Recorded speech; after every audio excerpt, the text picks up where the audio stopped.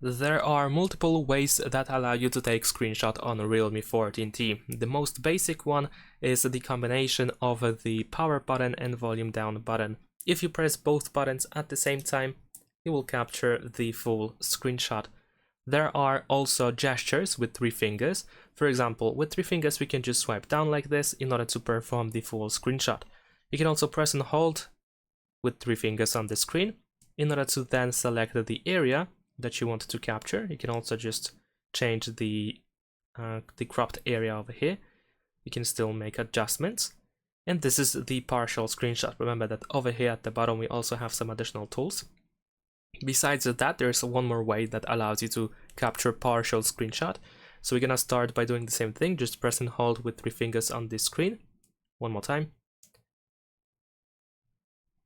There we go, and then once we have the selection, we can just swipe down with 3 fingers in order to immediately select the area, like this. And besides that, you can also capture a scrolling screenshot.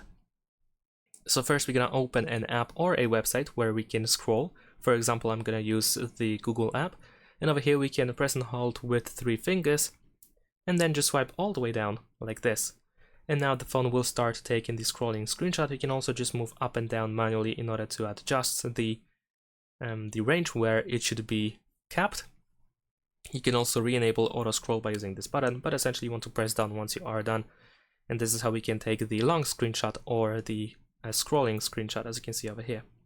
Now, besides that, we also have an option to capture the full screenshot by going, for example, to quick settings. In quick settings, you should be able to find the screenshot button. In my case, it is over here. In your case, it can be in a slightly different position.